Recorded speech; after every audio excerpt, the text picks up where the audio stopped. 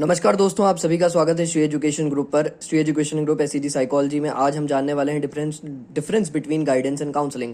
अब देखते हैं गाइडेंस क्या होता है आखिर में और काउंसलिंग क्या होता है। मीनिंग अगर हम लोग समझने की कोशिश करें तो guidance refers to an advice or a relevant piece of information provided by the superior to solve a problem or difficulties, and counseling is referred to as the professional advice given by the counselor to individual to overcome from the personal and psychological problem। अब basically होता क्या है, यहाँ पर guidance जो होता है वो तब दिया जाता है जब इंसान को कोई प्रॉब्लम सॉल्व करनी होती है, और वहीं काउंसलिंग तब करी जाती है जब इंसान को सॉल्यूशन उसके आप से निकलवाया जाता है। मतलब सामने वाला जो आपका क्लाइंट है वो खुद ही अपने सॉल्यूशंस निकालता है, तब आप काउंसलिंग करते हैं। और जब आप ऊपर से बैठ के किसी को सॉल्यूशन देते हैं तो वह गाइडेंस होता है। ठीक है, अब नेचर कैसा होता है, नेचर अगर हम लोग देखने की कोशिश करें तो नेचर गाइडेंस का होता है प्रिवेंटिव और काउंसलिंग का नेचर होता है रेमेडियल एंड क्यूरेटिव। प्रिवेंटिव मतलब हमें किसी चीज को होने से रोकना है तो वह प्रिवेंटिव नेचर हो गया। और काउंसलिंग कैसी होती है, काउंसलिंग होती है रेमेडियल एंड क्यूरेटिव। रेमेडियल मतलब अब किसी चीज किसी को प्रॉब्लम हो गई है, अब उसका सॉल्यूशन उसको निकालना है, तब हम काउंसलिंग देते हैं। अब अप्रोच अगर हम लोग देखें तो कॉम्प्रिहेंसिव अप्रोच होती है गाइडेंस के अंदर,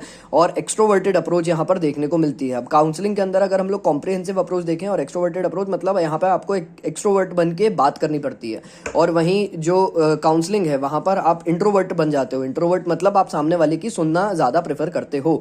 व्हाट इट डज, गाइडेंस क्या करता है, it assist the person in choosing the best alternative. सबसे बेस्ट अल्टरनेटिव जो भी पूरी प्रॉब्लम में होगा, जो भी पूरे मतलब जैसे फॉर एग्जांपल करियर काउंसलिंग अगर हम लोग करें तो बेस्ट करियर चुनने में मदद करेगी क्या चीज, गाइडेंस। लेकिन वहीं काउंसलिंग क्या करती है, counselling it tends to change the perspective to help him get the solution by himself. अब यहाँ पर वही मैंने जैसा आपको बताया कि यहाँ पर आपको सॉल्यूशन अपने क्लाइंट से ही निकलवाना पड़ता है।